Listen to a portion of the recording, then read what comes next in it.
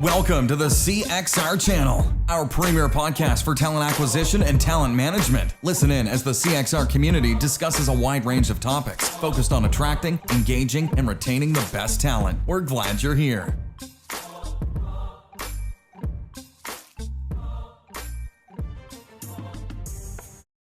Welcome, everybody, to another CXR podcast. I'm super excited today to bring to you another quick chat that you can do on your treadmill. We'll probably be done before you're done with your run or your walk, or if you're like me, maybe when the podcast is over, you just turn off the treadmill. But today we're excited to have with us Joe Shaker Jr. He is our guest for this week's podcast. He is the president of Shaker Recruitment Marketing. Joe, welcome to the podcast. Welcome to the show. How are you? Good to be. Oh, always good to see you. So, interestingly enough, we had a podcast last week where we sat down and talked about the impact of the George Floyd tragedy, with the impact of the pandemic and on college recruiting, right? And how Sure. that actually did it change things for good, or are we just seeing sort of the pendulum is swinging and sort of staying high for a little while until we expect it to come back and things to return to new normal or regular normal or the old normal or whatever the normal is going to be. So we thought we'd shake it up a little bit, no pun intended, and ask you, what are you seeing from a recruitment marketing standpoint with those same things? But before we jump in, I want to ask you what I ask every one of our guests. I'm asking you for the escalator pitch of who the hell is Joe Shaker, and why do we care what you have to say? Chris, I got to tell you, I don't get out that often anymore, especially nowadays. So the chance to be able to just even talk uninterrupted, I'll go as quick as I possibly can. Excited to be here today, and thanks for everyone for joining in and with your jog as you're listening to this podcast today. President of Shaker Recruitment Marketing. I've been doing recruitment marketing my whole entire life. So I won't tell you how many years because you'll know the exact age, but I can tell you from being a young lad growing up in this business, circling newspaper ads and getting paid in jelly beans to obviously running the organization today. All that I've ever done is recruitment marketing acquisition. So excited to be here today. I'm also the proud father of three amazing children, Lillian, Marion, and Joey the third. So two beautiful girls and my son, 7, 5, and 3.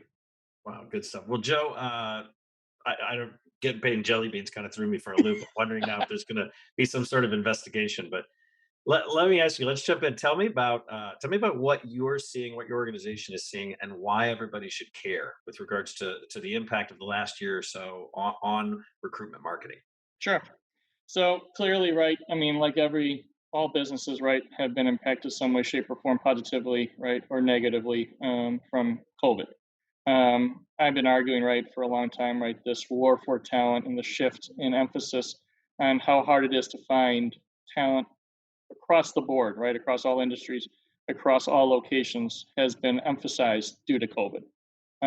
Pre-COVID, we always been talking about this war for talent that was coming, right? You had this baby boomer generation that was going to be retiring, not enough people to replace it. And personally, I think kind of one of the impacts that COVID had was it forced that group out of the workforce faster and all at once. And what we're seeing and what we're feeling now is organizations are starting to come back online in this mass hiring and surge is there's just clearly not enough people to fill those jobs. I will tell too, Chris, an interesting statistic we had. Glassdoor gave a presentation to all the agencies just last week from an economy perspective. And they showed this statistic that I thought was alarming was if everyone that was unemployed got a job today, and the amount of job postings stayed consistent, there'd be still a 2 to 3 million shortage. And wow. One of the other things too, if you think about it, right, if companies start hiring, they're going to probably produce more jobs, right, because they're going to start to be more productive. So I even think, right, and they were even kind of extrapolating that out, if businesses could get to full functioning status, right, they would be producing more products, filling more jobs. So that number could even grow significantly. And so what are some positives, though, I'm seeing from COVID is that there's now an emphasis on talent attraction. We, for so long, have been talking about, right, clients need an appropriate budget. I'll say similar to, right, like their friends and counterparts in the marketing departments. They're finally now getting attention from the C-suite, from the CEOs, from the CMOs, saying we have to not just put a little bit of dollars here towards talent attraction, like we have to make a significant budget here. and looking at what we're doing to drive applications, and then how we converting them. And I don't have to think. I think a word that is very known to yourself, and of course, Jerry, right? Candidate experience is so important, right? And it was before, it was a nice to have. This is a must to have. And if you don't treat your candidates well and get back to them quickly, you can spend all the money in the world on marketing. They're not going to convert. Well, and I agree, Joe. I think that what we said, Jerry and I said this when all of this work at home was starting, and we saw sort of what was happening about a year or so ago. We said, if it wasn't obvious before that you had to have invested in candidate experience, it now is the time to double down, because Yep, how the employees are treated and how the candidates are treated during this period of time is going to determine how you come out of this, right? And how your 100%. employees are treated, how you going to come out of it. Are you seeing anybody? If you don't want to out them, that's okay. But are you seeing anybody who's actually kind of done that? They've sort of doubled down, and they're beginning to come out of this in a more favorable way than a lot of the others that we're seeing are struggling. So you're seeing, I think the ones that are doing it well, right, are looking, I think, without naming names, but are automating, the candidate process. And so looking at using technology, right? For a lot of times, people there's excuse, we can't get back to candidates within an SLA of within an hour. Yeah, we can't hire enough recruiters. And sure, that was valid in terms of you can't just have enough recruiters to personally respond to every single candidate, right, that Sure. submits an application. But you can now with technology. There's a lot of smart companies, right, that have come out and that have innovated in the space. And so if you invest in the right solutions, those candidates can get in real time, right, notification of whether or not we should move them through the process or not, and then automatically schedule them, right? Why should they sit there and wait in a queue? If you got a nurse that has the certifications, why are you letting he or she sit any longer than 30 minutes? Get them in there, right? Get them into the hospital, and at least get them through an interview process. So I think the candidates that invested in that, and we've had some clients, right, that did it even, I'll say, pre-COVID, are benefiting, right, from being able to, just from expediency perspective, get back to those candidates in real time. And so they're getting paid dividends on that because they're not losing people in the shuffle. And then I think, the other part though to it is not just technology, it's being authentic, right? What is truly, right, when you talk about employer branding, um, what is your employment value proposition is who you are. And if you spent the time, either pre-COVID or in current state, to say, this is what it's like to work here, you're not only going to obviously bring in the right candidates and the right fit, but I mean, the key to this whole thing is retention. And that's kind of set in the stage of defining that employment value proposition and in the journey. What, Joe, did as a solution provider, right, as a services provider, was your organization, your company, your business hit the same as, say, any of our member companies, right, with the same issue of employment and then the struggle for talent, and then Yeah. did you have the same challenges? Yeah, I mean, I jokingly always say, like, right, I'm my own worst client. So we've grown, though I'm very proud of the fact that year over year, we've grown over 60%. So I'm doing a good job. So it's good to see that I can recruit myself as well, bringing in the right fit employees to help obviously respond to our clients' needs. But yeah, I'm not immune to the own difficulties that our own clients face in bringing in obviously talent to be able to respond to the need that's going on in the industry. Yeah, the solution space is kind of an interesting, different animal. Like, as you know, Jerry and I work mostly, obviously, with the practitioners and the leaders that are on actually the talent side of that, the corporate Yep. side of that.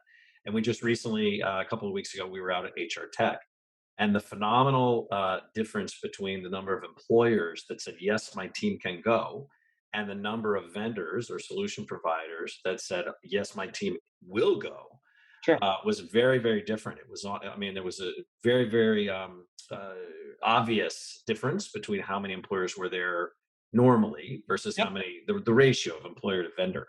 For sure. Uh, so it's kind of an interesting shift. Agreed. And I mean, and you have to, and I think one of the things too that's coming out of this is, I mean, it's even in the how you treat your own employees, but we have to be flexible, right? And it's also, I keep saying, it's not what we want, it's what they want, right? And who it is that you target and who it is that the candidates are looking for, and responding to what they are looking for, not necessarily, right, what we or what my clients want. Mhm. So we have to kind of switch, I think, the mindset. And again, I think that's something that's going to maintain for the foreseeable future, right? I don't think it's something that COVID brought on, but I don't think it's gonna change anytime soon. Yeah. But let me ask you, I'll ask you one more question. And Jerry and I have kind of been talking about this, and I think he started something in one of our members forums, with regards, because of your exposure with regards to job boards. Yep. Have you seen a different trend or uptick on that side of the house because of the pandemic, or because of everybody just trying to scramble to get out of out of the trouble that they're in trying to attract talent? Yeah. So I would tell you, right? I mean, clearly, I mean, job boards themselves, just like our employers, right? Traffic is not going up, right? So people aren't just flocking to the likes of Indeed and Glassdoor and, sorry, Stephen, I see you have a college recruiter, right? The traffic to the sites, right, is not increasing, but it's also not plummeting, right? You can have what you call this great resignation with everyone just saying, I'm willing to leave an employer that's also not looking for work. So in order for someone to leave, right, someone has to obviously say that they're looking for opportunity. So there is obviously traffic. The job boards are producing applications. You just have to manage it efficiently and effectively. And I would also say you can't just rely just on job sites. We also have to go fish where other people aren't fishing.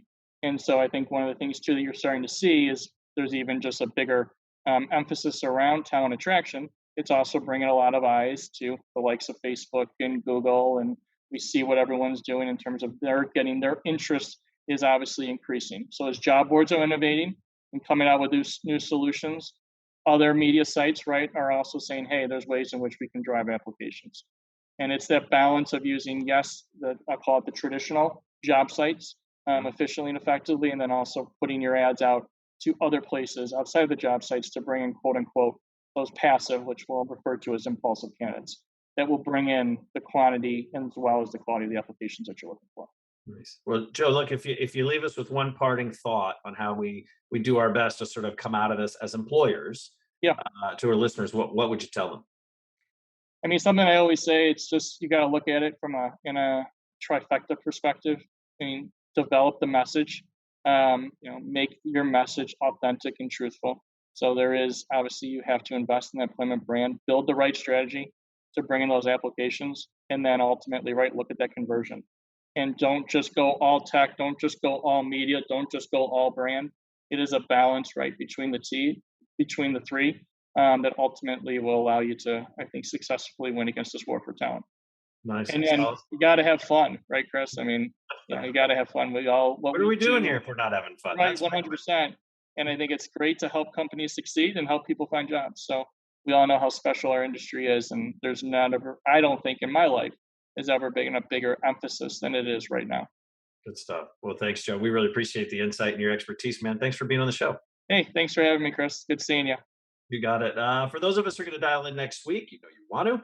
I think it's November 2nd. We're going to have Chris Foreman on. He is the CEO and founder of Appcast. We've known that guy for an awful long time.